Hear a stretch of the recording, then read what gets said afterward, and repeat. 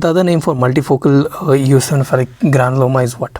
Langerhans cell histiocytosis. ठीक है, earlier called as histiocytosis X. Langerhans cell histiocytosis is a blood cancer of Langerhans cells causing isolated bony lesions into multisystem diseases. इसीलिए इसको multifocal eosinophilic granuloma भी बोलते हैं. Next, chipmunk faces are seen in which disease? देखो, chipmunk faces are seen in beta thalassemia cases. किसमें? Beta thalassaemia में देखा जाता है.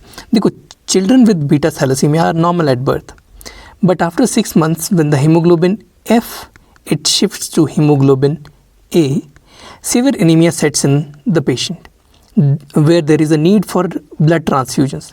Clinical features include stunted growth, abnormal facial features like chipmunk faces, chipmunk के जैसा मुंह हो जाता है, pathological fractures, hepatosplenomegaly, jaundice, thrombophilia, plus multiple transfusions that cause haemochromatosis.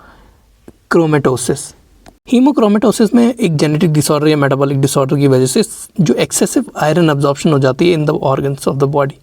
ठीक है, जिससे कि लिवर, पैनक्रियाज, हार्ट, जॉइंट्स, ये सब जो है आयरन बहुत ज़्यादा अब्जॉर्ब कर लेते हैं. अब आयरन टॉक्सिसिटी की वजह से ही ऑर्गन डैमेज शुरू हो जाता है. That is known as hemochromatosis. और चिपमंक फेस को अगर हम डिस्क्राइब करें तो उसमें अंडर डेवलप्ड जॉ आएगा. ठीक है, लो नेज़ल ब्रिज आएगा. नेज़ल ब्रिज बहुत ज़्यादा कम होता है, एक चौड़ा सा मतलब आप ऐसे इमेजिन कर लो, this is the nasal bridge, ऐसा होता है. फ्लैट मिड फेस आ जाता है, epicanthal folds are there, short nose is there and smooth philtrum is there. Philtrum के ऊपर जैसे नॉर्मल बंदे में तो ऐसा होता है ना कि हमारा ऐसे लिप आता है तो बीच में ऐसा ऐसा फिल्ट्रम के ऊपर एक हल्का सा डिप्रेशन होता है. चिपमंक फेस में ये डिप्रेशन नहीं होता, सीधा ही आर पार होता है फिल्ट्रम. ओके, थ्रोम्बोफिलिया जो हमने ऊपर बात करी है उसका मतलब होता है कि बहुत ज़्यादा क्लॉटिंग का स्टेट हो जाता है ब्लड का. Thrombophilia is hyper clotting. ठीक है, hyper clotting state of the blood is there. Next, which of this is not true? तो पहले ट्रू की बात कर लेते हैं. देखो, T12 फैक्टर 8 का लेस होता है देन फैक्टर 9 का T12. ठीक है, मतलब फैक्टर 9 जो है वो ज़्यादा टाइम तक स्टेबल रहेगा. ठीक. Second true statement is von Willebrand disease can occur in females. Third true statement is patients with mild haemophilia A may respond to vasopressin और DDAVP. ठीक है, थ्योरी की बात करते हैं. T12 of recombinant factor 8 is 8 to 12 hours. Factor 8 का जो T12 होता है दैट इज़ 8 to 12 आवर्स. मतलब इनिशियल डोज से 8 से 12 घंटे के बाद हाफ डोज रह जाएगी इसकी फैक्टर 8 की. फैक्टर 9 का T12 जो होता है वो 18 से लेकर 34 घंटे का होता है. ठीक है, तो फैक्टर 9 का जो T12 है दैट इज़ मोर, ऑब्वियस सी बात है. ये हमारी स्टेटमेंट जो थी ऊपर इसी का उल्टा दिया हुआ था जो गलत स्टेटमेंट थी, लेकिन यहाँ पे सही स्टेटमेंट हमने याद रखनी है. Factor 8 has less T12 and factor 9 has more T12. अब DDAVP का क्या मतलब होता है? Desmopressin is DDAVP, that is 1D amino 8D arginine. Vasopressin 1D amino 8D arginine vasopressin, ये DDAVP होता है. ये man made form of vasopressin है जो कि एक एंटी डायरेटिक हार्मोन होता है. Basically mild to major bleeds के केसेस में यूज़ किया जाता है in the case of haemophilia A and von Willebrand disease. ठीक है, ये आर्टिफिशियल वेजोप्रेसिन है, man made vasopressin. Next, matted cervical lymph nodes are seen in which disease? तो सर्वाइकल ट्यूबरक्यूलोसिस में matted lymph nodes are seen. Alright, granulomatosis diseases can present with single or multiple matted lymph node in the neck. ठीक है, ग्रेनुलोमेटोसिस diseases जैसे कि हमारे पास tuberculosis आ गई. Such diseases are mainly mycobacterial adenitis, sarcoidosis, cat scratch disease. ठीक है, 4 disease के नाम आ गए हमारे पास: sarcoidosis, mycobacterial adenitis, cat scratch disease and tuberculosis. इन सभी में matted cervical lymph nodes are seen. Next, Swift disease mainly occurs due to what? Swift disease का दूसरा नाम होता है erythroedema, Feer disease FWER disease, या पिंक डिजीज़, या फिर इसको एक्रोडाइनिया बोलते हैं, या फिर इसको बोलते हैं डर्मेटोपॉलीन्यूराइटिस. ठीक है, this is Swift disease.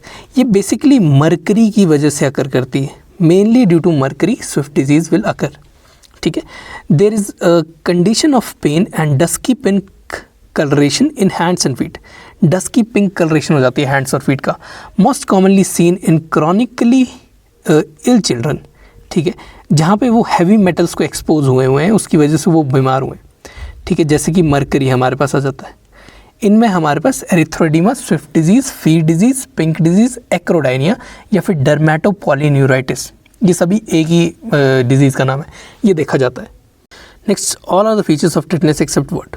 Tetanus में ट्रिस्मस देखा जाएगा, generalize rigidity will be there and there will be respiratory failure. लेकिन जो चौथा ऑप्शन है that is coagulopathy. Coagulopathy tetanus में नहीं देखी जाती है. ठीक है, एयरवे ऑब्स्ट्रक्शन सबसे ज़्यादा कॉमन कॉम्प्लिकेशन होती है टेटनस की, जिसकी वजह से रेस्पिरेटरी अरेस्ट हो जाता है. अगर मैकेनिज्म समझे तो टेटनोस्पाज्मिन एक हमारे पास टेटनस टॉक्सिन होती है जो कि ब्लॉक कर देती है गाबा और ग्लाइसिन न्यूरोट्रांसमीटर्स को. ठीक है, अब गाबा और ग्लाइसिन न्यूरोट्रांसमीटर्स ब्लॉक हो गए, जिसकी वजह से अनकंट्रोल्ड मसल स्पाज्म सकर होना स्टार्ट हो जाते हैं. अब रेस्पिरेटरी अरेस्ट हो जाता है क्योंकि डायफ्राम प्लस इंटरकॉस्टल मसल्स वो एक्सपैंड ही नहीं कर पाते, वो कॉन्टिन्यूस एक स्पाज्म में चले जाते हैं. इसके साथ साथ लैरिंजियोस्पाज्म हो जाता है, एयरवे बहुत ज़्यादा नैरो हो जाती है. ठीक है, सेंट्रल रेस्पिरेटरी सेंटर जो है वो इन्वॉल्व होना स्टार्ट हो जाता है, तो इरेगुलर ब्रीदिंग पेशेंट करना लग पड़ता है. अब ब्रीदिंग नहीं हो पा रही है, ये टेटनोस्पाज्मिन जो स्पाज्मिन है ये मसल्स को छोड़ ही नहीं रही है, तो वहाँ से स्पाज्म नहीं छूटेगा, यहाँ पे ब्रीदिंग नहीं होगी और finally that will lead to death, respiratory collapse and death. Next, recommended IV dose for zoledronate for hypercalcaemia of malignancy is how much. तो ज़ोलिड्रोनेट की जो डोज होती है that is 4 milligram IV over 15 minutes. ठीक, this is the dose. Let's understand what is hypercalcemia of malignancy. Basically बहुत ज़्यादा dangerously high blood calcium levels हो जाते हैं. क्यों? क्योंकि हमारा पैराथायराइड हार्मोन जो है, और पैराथायराइड जो है उसमें कोई ना कोई ट्यूमर बन गया है या उसकी मैलिग्नेंसी शुरू हो गई है, जिससे कि पैराथायराइड हार्मोन रिलेटेड पेप्टाइड्स बनना शुरू हो जाते हैं. ये क्या करवाता है? देखो, हमारा पैराथायराइड हार्मोन का काम है कि ये बोन रिजॉर्प्शन को इंक्रीज़ करवाएगा. ठीक, और बोन रिजॉर्प्शन इंक्रीज़ कराएगा तो कैल्शियम का लेवल ब्लड के अंदर इंक्रीज़ करा देगा. ठीक, कॉमनली कैंसर जो इसके साथ एसोसिएटेड होते हैं, जो कि मल्टीपल माइलोमा होता है, रीनल कैंसर होता है, ब्रेस्ट कैंसर होता है, लंग कैंसर होता है, पैराथायराइड कैंसर हो सकता है, ये सारे हाइपरकैल्सीमिया ऑफ मैलिग्नेंसी के साथ एसोसिएटेड होते हैं. ठीक है, तो इसमें बहुत ज़्यादा कैल्शियम पहले ही है. तो अब ज़ोलिड्रोनेट क्या करता है? ये इनहिबिट कर देता है ऑस्टियोक्लास्टिक एक्टिविटी, जो बोन की रिजॉर्प्शन है उसको कम कर रहा है ज़ोलिड्रोनेट. बोन का ब्रेकडाउन कम होगा, कैल्शियम कम ब्लड में जाएगा, तो सीरम में ब्लड कैल्शियम लेवल जो है वो इतने हाई से जो है वो फॉल कर जाएंगे. ठीक है, इसलिए IV इन्फ्यूजन ज़ोलिड्रोनेट की जाती है. बट ये ट्रू क्योर नहीं है. ज़ोलिड्रोनेट बेसिकली सप्रेस कर रहा है ऑस्टियोक्लास्ट मीडिएटेड बोन रिजॉर्प्शन को, लेकिन जब तक हमारा जो कॉज है, जो कि जहाँ पे हमारा ट्यूमर है, उसे रिमूव नहीं किया गया, या तो वो मैलिग्नेंट हो गया तो फिर रिमूव कर कोई मतलब पेशेंट नहीं बच पाएगा. लेकिन अगर उसे वो अभी तक इतना बड़ा नहीं हुआ है, उसे बचा सकते हैं, तो वहाँ पे ट्यूमर रिमूव किया जाएगा, उसका रेडिएशन थेरेपी चलेगा, then zoledronate will be more helpful. Let's go with the theory. For hypercalcaemia of malignancy, A4 milligram is used as a single use intravenous infusion for over no less than 15 minutes.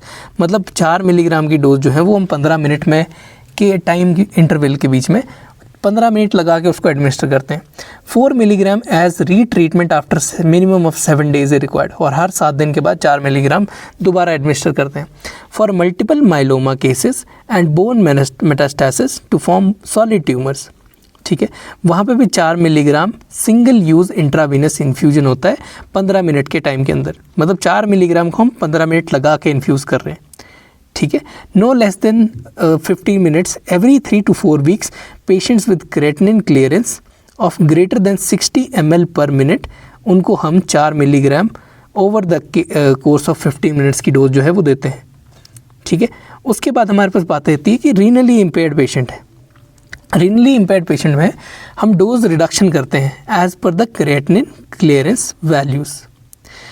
उसके बाद last में हमारे पास आती है को administration of oral calcium supplements of 500 milligram, ताकि जो हमारा कैल्शियम बोन से लॉस हुआ है उसको दोबारा से रीसप्लीमेंट करा पाएँ.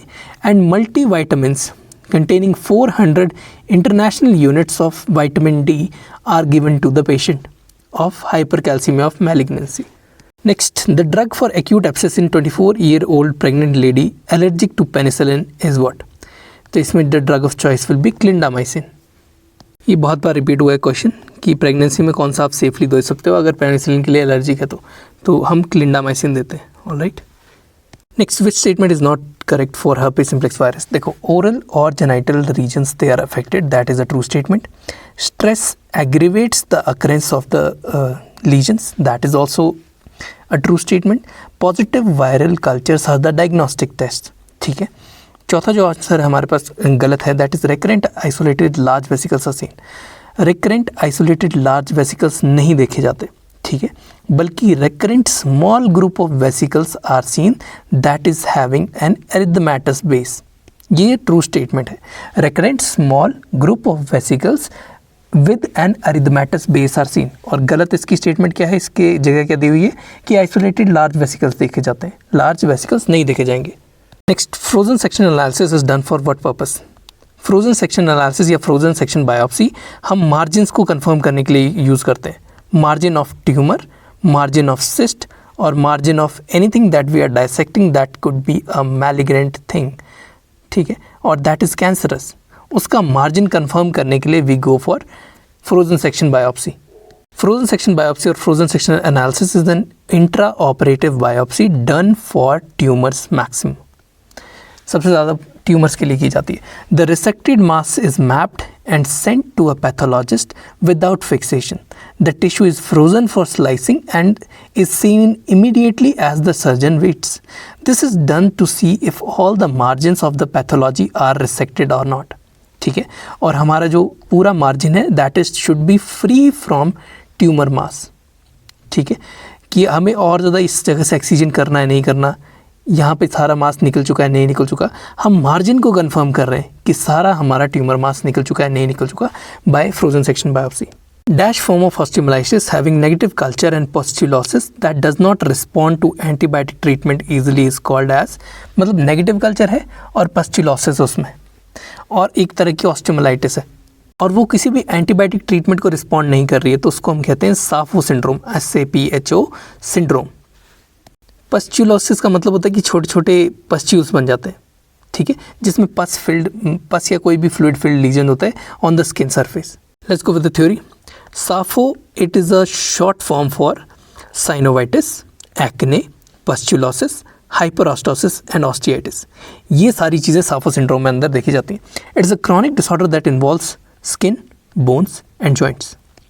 क्लिनिकल पिक्चर में क्या दिखता है हमें कि क्रॉनिक इन्फ्लामेशन होगी है वन और मोर टिश्यू की, और या तो कॉम्बिनेशन में आकर कर रही है क्रॉनिक इन्फ्लामेशन, ठीक है। अब कहाँ नेटल ने 1994 में इसके लिए 3 डायग्नोस्टिक क्राइटेरिया बनाए थे साफो सिंड्रोम के लिए। पहला है कि मल्टीफोकल ऑस्टियाइटिस हो गई है, मल्टीफोकल ऑस्टियोमाइलिटिस हो गई है, ठीक है, विद और विदाउट स्किन मैनिफेस्टेशन। ऑस्टियोमाइलिटिस का मतलब होता होगा inflammation and infection of bone and bone marrow, ठीक है, ज़्यादातर बैक्टीरियल ओरिजिन क्या होता है, इसको हम कहते हैं ऑस्टियोमाइलिटिस। दूसरा होता है स्टेराइल एक्यूट और chronic joint inflammation is seen associated with either pustular psoriasis, palmoplantar pustulosis और हीराडिनाइटिस। हीराडिनाइटिस के साथ एक्ने भी देखी जाती है। जो हिड्राएडिनाइटिस होता है, HIDRA एडिनाइटिस, इसका मतलब होता है कि स्वेट ग्लैंड्स होते हैं उनकी पेनफुल स्वेलिंग हो जाती है, क्रॉनिक इन्फ्लामेशन हो जाती है एपोक्राइन ग्लैंड्स की, दैट इज नोन एज हिड्राएडिनाइटिस, ठीक है। पाल्मोप्लांटर पस्चुलोसिस का मतलब है कि पस्चुलर स्किन हो जाती है with sterile pustules on palm and soles. Sterile pustule का मतलब है किसी भी बैक्टीरियल इन्फेक्शन या फिर किसी मतलब वायरस की वजह से ये नहीं बना हुआ है, ठीक है। पस बेसिकली इन्फ्लामेशन से बन रही है, किसी माइक्रोब से नहीं बन रही है, that is known as a sterile pustule. इसके साथ साथ स्टेराइल ऑस्टियाइटिस भी देखी जाती है, मतलब बोन की इन्फ्लामेशन देखी जाती है विदाउट एनी माइक्रोबियल कॉज, ठीक है, in the presence of one or more skin manifestations. Osteitis in the presence of one or more skin manifestations is also seen in this case. That is SAPHO syndrome, SAPHO syndrome. Next, C-terminal polypeptide or telopeptide level which indicate high risk of bronch is what? देखो C peptide अगर हमारे पास less than 100 picogram per ml अगर आता है तो this is a high risk of bronch, that is bisphosphonate related osteoradionecrosis of jaws. C polypeptide जो होता है या फिर C terminal cross linking telopeptide, इसकी एस्टिमेशन बहुत ज़्यादा इंडिकेटर होती है in the cases of BRONJ, ठीक है। ब्रॉन्च हमारे पास bisphosphonate related osteoradionecrosis of jaw है जिसमें less than 100 picogram per ml अगर हमारे पास है तो वहाँ पे पेशेंट जो है वो high risk of developing branch उसका रहता है आफ्टर सर्जरी। अगर सर्जरी कर दी तो ब्रॉन्च बनना मतलब तय ही रहता है। अगर 100 से 150 है तो मॉडरेट रिस्क रहता है, ठीक है। C terminal cross linking telopeptide का रेंज अगर 100 से 150 का है तो moderate risk of BRONJ will be there. Next INR test checks which pathway of coagulation. INR जो होता है PT-INR that test the extrinsic pathway, ठीक है। सिंपल सा याद रखना है PT/INR ये एक्सट्रिंसिक के लिए जाएगा, एक्सट्रिंसिक के लिए, एक्सट्रिंसिक पाथवे के लिए, ठीक। और PTT it is for intrinsic pathway. देखो PT-INR आर आ रहा है इसमें तो एक्सट्रिंसिक, ठीक है। और PTT is plasma thromboplastin time, ठीक है। तो ये इंट्रिंसिक, आर जिसमें आएगा that is extrinsic pathway, that is to check extrinsic pathway. Next question is also asked multiple times. Iron absorption is reduced due to deficiency of which vitamin. तो vitamin C हमारे पास बहुत ज़्यादा इंपॉर्टेंट होता है आयरन के absorption के लिए, ठीक है। Absorption of dietary iron can be increase by increase consumption of foods with vitamin C, decreasing the consumption of phytates tannins, that is ये फाइलेट्स और टैनिन्स जो होते हैं ये अब्जॉर्प्शन को इनहिबिट करते हैं, आयरन की अब्जॉर्प्शन को इनहिबिट करते हैं। देखो टैनिन्स वगैरह हमारे पास, फाइलेट्स वगैरह ये टी, कॉफ़ी, कोकोआ इनके अंदर ज़्यादा होते हैं, ठीक है। अगर आप लेग्यूम्स वगैरह खा रहे हैं तो वो उनसे ज़्यादा फ़र्क नहीं पड़ेगा, लेकिन ये टी, कॉफ़ी जो है ये कम कर देती है आयरन की अब्जॉर्प्शन को। Next, a person is unable to move his eyebrows upward ipsilaterally. एक साइड की आईब्रो ऊपर नहीं जा रही, दूसरी साइड की चल जा रही, तो कौन सी नर्व डैमेज हो गई होगी TMJ की सर्जरी के बाद। देखो TMJ की सर्जरी के बाद अगर टेम्पोरल नर्व हमारी सेवर कर दी हमने तो वहाँ पे जो सुपरसिलियाई होता है, कॉर्गेटर सुपरसिलियाई होता है, उसकी जो सेंसेशन है वो ख़त्म हो जाती हैं। देखो फ्रंटल नर्व या फिर फ्रंटल की भी टेम्पोरल ब्रांच, ये हमारी ब्रांच होती है फेशियल नर्व की, जो कि इनर्वेट करती है frontalis and portions of orbicularis oculi, corrugator supercilii and procerus muscles. ये तीनों मसल्स मिल के आईब्रो को मूव करवाते हैं। अगर हमारे पास टेम्पोरल नर्व को डैमेज हो गया है तो ये मसल्स कंट्रोल में नहीं आएंगे, that will lead to unable of patient to raise his eyebrow. Next is oesophageal hiatus transmits what. देखो the opening in the diaphragm through which oesophagus and vagus nerves pass from the thorax to abdomen, उसको बोलते हैं हम oesophageal हिएटस। तो दो nerves पास करेंगे इससे, एक आ जाएगी हमारी वेगस और एक आ जाएगी हमारे पास ईसोफेजियल नर्व, ठीक है। This hiatus is located in the right crus, that is one of the two tendinous structures that connect the diaphragm to the spine. Next, the intergonial distance should be how much coinciding with the reference for aesthetical face. तो it should coincide with the medial 3/5 of the face, ठीक है। इंटरगोनियल distance जो है वो medial 3/5 of the face के साथ coincide करना चाहिए ताकि एस्थेटिकली प्लीजिंग अपीयरेंस आए। This the transverse facial proportion rule of fifth. The face is divided sagittally into 5 equal parts from helix to helix of the outer ears. इस helix से लेकर इस हेलिक्स तक, आउटर ईयर के जो helix हैं वहाँ पे हम 5 इक्वल हिस्सों में फेस को डिवाइड कर देते हैं। Each of the segment should be 1 I distance and width. जितना एक आँख का डिस्टेंस है हर एक सेगमेंट का उतना डिस्टेंस होना चाहिए for ideal aesthetic proportions. Now the vertical lines from the outer canthus of the eyes, ये जो आउटर कैंथस से वर्टिकल लाइन निकल रही है ये हमारी गॉनियन एंगल से पास होनी चाहिए, ठीक है। आउटर कैंथस से जो लाइन निकल रही है that should pass through the gonial angles of the mandibles, ठीक है। इसके अलावा जो मिड प्यूपिलरी डिस्टेंस होता है, दो प्यूपल्स के बीच का जो डिस्टेंस होता है that should be transversely aligned with the commissures of the lip, उतना ही डिस्टेंस लिप्स के कमिशर के बीच में होना चाहिए। इसके अलावा width of the alar base should be approximately the same as the intercanthal distance which should be same as that of the width of the eye. Easy भाषा में कहें तो जो बेस ऑफ द नोज़ है इसका जो मतलब LR के जो बेस होता है वो उसका जो जितना विड्थ है वो इनर कॉर्नर ऑफ द आई के बीच का विड्थ बराबर होना चाहिए, ठीक है, जो कि रफली इक्वल होता है to the width of one eye, ठीक है। Next, the Muller's muscle is seen in where. तो Muller's muscle is seen in upper eyelid. In the upper eyelid we have a superior tarsal muscle और Muller's muscle इसका दूसरा नाम होता है।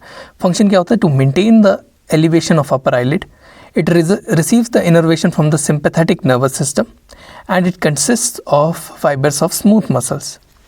अगर मुलर मसल को कोई डैमेज होता है या फिर इसकी नर्व जो इसको सप्लाई कर रही है तो कोई डैमेज होता है उसमें, that will result in ptosis of the affected eye as in seen in Horner syndrome. Ptosis का मतलब होता है कि drooping of the upper eyelid हो जाती है क्योंकि जो ऊपर जो मसल कंट्रोल करने वाला वही वीक हो गया. तो लेविएटर पैल्पेब्री सुपीरियरिस या फिर इसकी डिसफंक्शन हो जाती है. जो मुलर मसल है उसकी डिसफंक्शन हो जाती है उसकी नर्व की. ठीक है. हॉर्नर सिंड्रोम में बेसिकली क्या होता है हमारे पास कि हॉर्नर सिंड्रोम में हमारे पास 4 चीज़ें होती हैं.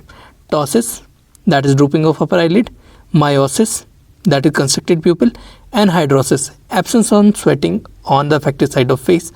और कभी कभार sinking of the eye that is enophthalmos is also seen in Horner syndrome. Next, the roof of pterygomandibular space is formed by what? Roof is formed by lateral pterygoid muscle of pterygomandibular space. Next, the age of closure of posterior fontanelle is what? देखो 2 से 3 months में posterior fontanelle gets closed. Review of the fontanelles. Fontanelle basically are the membranous areas where skull is incompletely developed या फिर उनको हम soft spot भी बोलते हैं. They permit some movement during childbirth.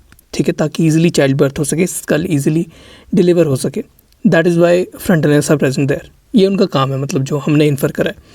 Eventually they close as bone grow together. Posterior fontanelles they closes at 2 months. Posterior सबसे पहले close होते हैं. Then sphenoidal fontanelles they closes at 3 months. Then mastoidal fontanelles they closes near the end of 1 year. और anterior fontanelle they closes at the end of 2 year. ठीक है, सबसे पहले posterior, then sphenoidal, then mastoidal, then anterior fontanelle. 2 month, 3 month, उसके बाद 1 साल पे, mastoid 1 साल पे और एंटीरियर फ्रंटनल 2 साल पे क्लोज करता है. Next, Kiesselbach plexus is seen which part of the nasal septum? Anterior inferior part of the nasal septum में हमें किसलबैक प्लेक्सिस मिलता है. ठीक है, किसलबैक प्लेक्सिस और the area, Little area, it is the vascular network of 4 major arteries that supply the nasal septum in the anterior inferior part. कौन सा part? anterior inferior part में. The arteries are anterior ethmoidal artery. ठीक, anterior ethmoidal artery सबसे पहली होती है. Second is sphenopalatine artery. Third is greater palatine artery. Fourth, greater palatine होगी. Fourth is septal branch of superior labial artery. ठीक है, septal branch of superior labial artery. ये चारों आर्टरीज एनास्टमोज करके एक साथ मिलके एक प्लेक्सिस बनाती हैं. That is a common site for nose bleed. That is known as Kiesselbach plexus और it is also known as little area. Next, growth of nasal bone is completed at what age? Growth of nasal bone is completed at the age of 10 years. नाक की जो हड्डी होती है वो 10 साल पे पूरी ग्रो करके निकलती है. ठीक है, growth of nasal bone is completed at the age of 10 years. ठीक है, beyond which the nasal cartilage and the soft tissues they grow till the adolescent growth spurt. ठीक है, since the question asks about the nasal bone, the answer will be 10 years. If the question is about nasofacial skeleton, जिसमें सारा nasal cartilage और soft tissue भी आ जाता है, then it will be around 13 to 14 years. The end of nasofacial growth spurt was found to be on an average in adolescents that was 13.1 years for women or for females. ठीक है, and 14.7 years for males. 14 साल पे mails पे ये नेजोफेशियल skeleton की growth spurt होती है, and हो जाती है ग्रोथ स्पर्ट, और 13.1 साल पे एन एवरेज फीमेल्स में एंड कर जाती है.